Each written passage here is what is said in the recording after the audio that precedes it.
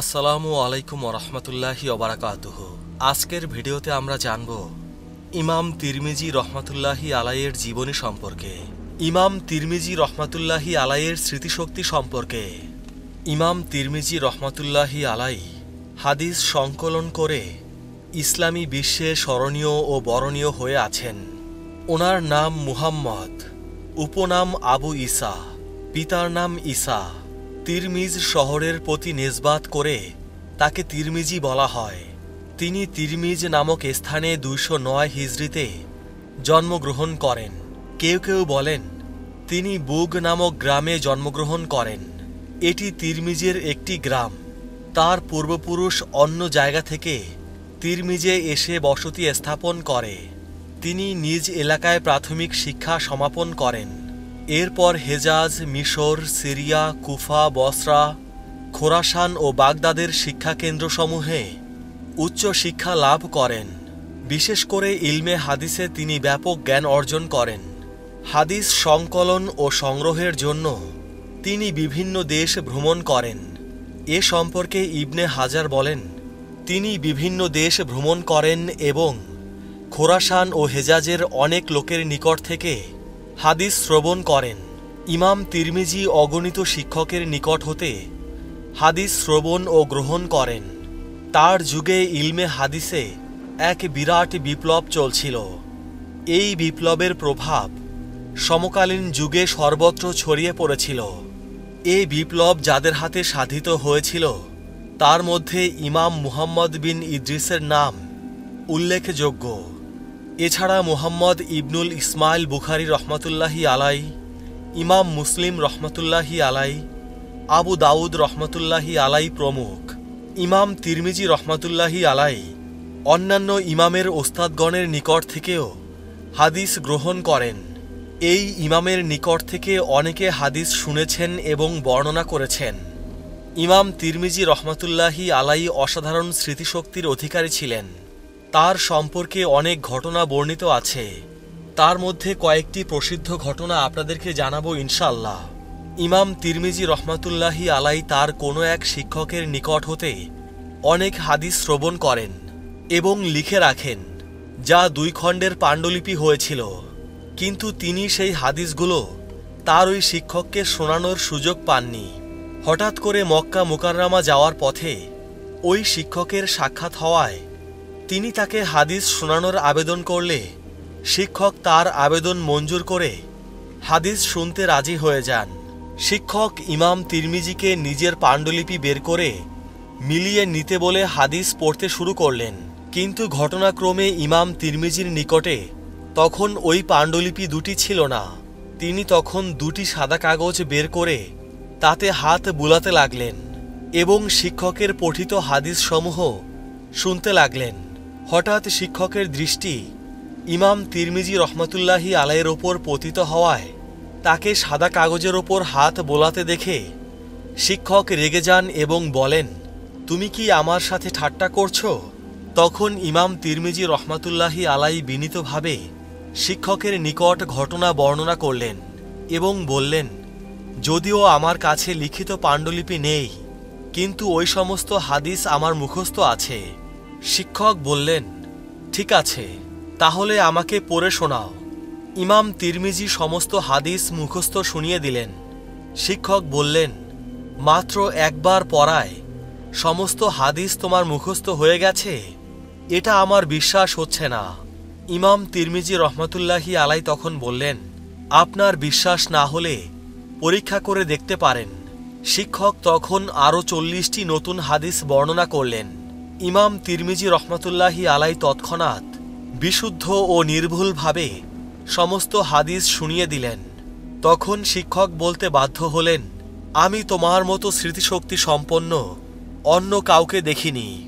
একদা ইমাম তিরমিজি রহমতুল্লাহি আলাই হজ সফরকালে রাস্তায় কিছু মুহাদ্দিসিনের সাক্ষাৎ লাভ করে এবং তাদের কাছে ইমাম তিরমিজি রহমতুল্লাহি আলাই হাদিস শুনতে চাইলে তারা বলেন, কলম ও দোয়াতে নিয়ে এসো। কিন্তু ইমাম তিরমিজি রহমতুল্লাহি আলাই কোথাও কলম এবং দোয়াত পেলেন না। তখন তিনি শিক্ষকের সামনে বসে সাদা কাগজের ওপর আঙুল চালাতে লাগলেন শিক্ষক হাদিস বর্ণনা করতে লাগলেন। 60টির মতো হাদিস বর্ণনার পর শিক্ষকের দৃষ্টি কাগজের ওপর পড়ায় তিনি কাগজ সাদা ও পরিষ্কার দেখতে পেয়ে রাগান্বিত হয়ে বললেন, তুমি আমার সময় নষ্ট করলে। তখন ইমাম তিরমিজি রহমাতুল্লাহি আলাই বললেন, আমি সমস্ত হাদিস মুখস্থ করেছি। এরপর মুখস্থ করা সকল হাদিস ওই শিক্ষককে শুনিয়ে দিলেন। আবু সাঈদ আল ইদ্রিসি বলেন, স্মৃতিশক্তির ক্ষেত্রে ইমাম তিরমিজি রহমাতুল্লাহি আলাইকে দিয়ে উদাহরণ দেয়া যায়। ইমাম তিরমিজি উচ্চ মর্যাদার অধিকারী ছিলেন। তার উচ্চ মর্যাদা প্রমাণে এতটুকুই বলাই যথেষ্ট যে ইমাম তিরমিজির শিক্ষক ইমাম বুখারীও তিরমিজির নিকট থেকে হাদিস শ্রবণ করেছেন। এ মর্মে বুখারী রহমাতুল্লাহি আলাই বলেছেন, তুমি আমার নিকট থেকে যতটুকু উপকার পেয়েছ, আমি তোমার থেকে তার চেয়ে বেশি উপকৃত হয়েছি। মুহাদ্দিসগণ ইমাম তিরমিজিকে ইমাম বুখারীর খলিফা বলতেন। ইমাম জাহাবি বলেন, তিনি বুখারীর মাধ্যমে হাদিস শাস্ত্রে জ্ঞান লাভ করেন। ইমাম হাকিম বর্ণনা করেন, ইমাম বুখারী ইমাম তিরমিজির মতো আর কাউকে পৃথিবীর বুকে রেখে যাননি। ইমাম তিরমিজি অত্যন্ত আল্লাহভীতু ছিলেন।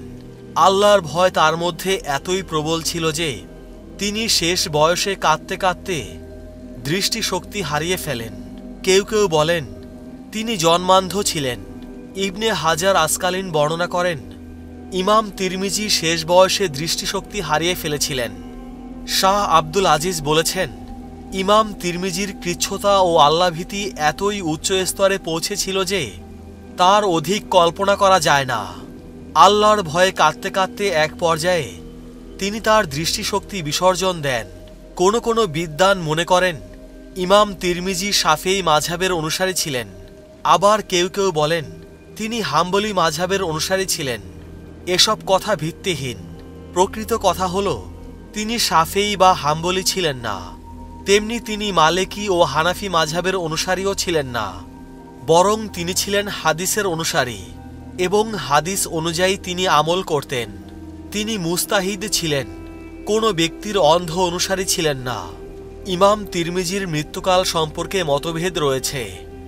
সামানি বলেন তিনি 275 হিজরি সনে বুগ নামক গ্রামে ইন্তেকাল করেন। কেউ কেউ বলেন তিনি 68 বছর বেঁচে ছিলেন। আবার কেউ কেউ বলেন তিনি 70 বছর বয়সে ইন্তেকাল করেন। আবু সাঈদ আল ইদ্রিসি বলেন, তিরমিজি রহমাতুল্লাহি আলাই ছিলেন এমন ব্যক্তি স্মৃতিশক্তির ক্ষেত্রে যাকে দিয়ে উদাহরণ দেয়া হতো। হাদিস শাস্ত্রে ইমাম তিরমিজির অবদান অপরিসীম। ইলমে স্মরণীয় হয়ে আছেন তিনি। জামে তিরমিজি তার সর্বাধিক প্রসিদ্ধ ও গ্রহণযোগ্য গ্রন্থ।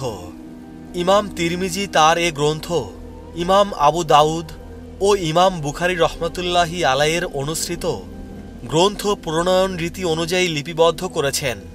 প্রথমত এতে ফিকহের অনুরূপ অধ্যায় রচনা করা হয়েছে।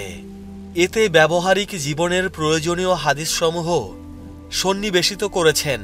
কাশফুস জুনুন গ্রন্থে বলা হয়েছে, 6টি হাদিস গ্রন্থের মধ্যে জামে তিরমিজি তৃতীয়, অর্থাৎ এর স্থান সহিহাইনের পরেই। জাহাবি বলেন তিরমিজির স্থান সুনানে আবু দাউদ ও নাসাইর পরে। তাজকিরাতুল হুফাজ গ্রন্থে বলা হয়েছে তিরমিজির স্থান আবু দাউদের পরে এবং নাসাইর আগে। ইমাম তিরমিজি স্বয়ং তার গ্রন্থ সম্পর্কে মন্তব্য করতে গিয়ে বলেন, আমি জামি নামক এই কিতাব হেজাজ, ইরাক ও খোরাসানের বিদ্বানগণের নিকট পেশ করলে তারা এর প্রতি সন্তোষ প্রকাশ করেন। তিনি আরও বলেন, যার ঘরে এই গ্রন্থখানা থাকবে মনে করা হবে যে স্বয়ং নবী সাল্লাল্লাহু আলাইহি ওয়াসাল্লাম অবস্থান করছেন ও কথা বলছেন। তিরমিজি সাধারণ পাঠকদের জন্য একখানা সুখপাঠ্য সহজবোধ্য হাদিস গ্রন্থ। আবদুল্লাহ আনসারী তিরমিজি সম্পর্কে বলেন, আমার দৃষ্টিতে জামে তিরমিজি বুখারী ও মুসলিম গ্রন্থদ্বয়ের থেকে অধিক ব্যবহার উপযোগী। কেননা বুখারী ও মুসলিম এমন হাদিস গ্রন্থ যা হতে কেবল পারদর্শী আলেম ব্যতীত অপর কেউ ফায়দা লাভ করতে সমর্থ হয় না। কিন্তু ইমাম তিরমিজি রহমতুল্লাহি আলাইয়ের গ্রন্থ থেকে যে কোনো লোক উপকারিতা হাসিল করতে পারে। হাফিজ ইবনুল আসির জামিউল বলেন, তিরমিজির কিতাব জামিউস সহি সর্বোৎকৃষ্ট, অধিক ফায়দা দানকারী অত্যন্ত সুন্দরভাবে সজ্জিত। এতে যা আছে অন্যান্য গ্রন্থে তা নেই। এতে প্রমাণসহ বিভিন্ন মাযহাব উল্লেখ করা হয়েছে এবং সহি, জয়ীব, গরীব প্রভৃতি হাদিসের অবস্থার সুস্পষ্ট বর্ণনাও এতে স্থান পেয়েছে। ইমাম তিরমিজি রহমাতুল্লাহি আলাই তার সংগৃহীত ৫ লক্ষ হাদিসের মধ্য হতে মাত্র ১৬০০ হাদিস নির্বাচন করে জামে তিরমিজি গ্রন্থে লিপিবদ্ধ করেছেন। এতে ৪৬টি পর্ব এবং ২১১৪টি অধ্যায় আছে। হাদিস শাস্ত্রে ইমাম তিরমিজি রহমাতুল্লাহি আলাই ছিলেন এক জ্যোতির্ময় নক্ষত্র। জামে তিরমিজি সংকলন করে তিনি যে জ্যোতি বিশ্বময় ছড়িয়ে দিয়েছেন, তার আলোকছটায় সারা বিশ্ব আলোক উদ্ভাসিত।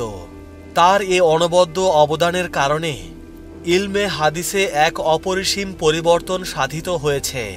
তাই তার এ অবদানের কথা বিশ্ববাসী আজীবন শ্রদ্ধা ভরে স্মরণ করবে। প্রিয় মুসলমান ভাই ও বোনেরা, আজকের ভিডিও এ পর্যন্তই। সবাই ভালো থাকবেন। আল্লাহ রাব্বুল আলামিন আমাদের সবাইকে হিদায়াত দান করুন। আমিন।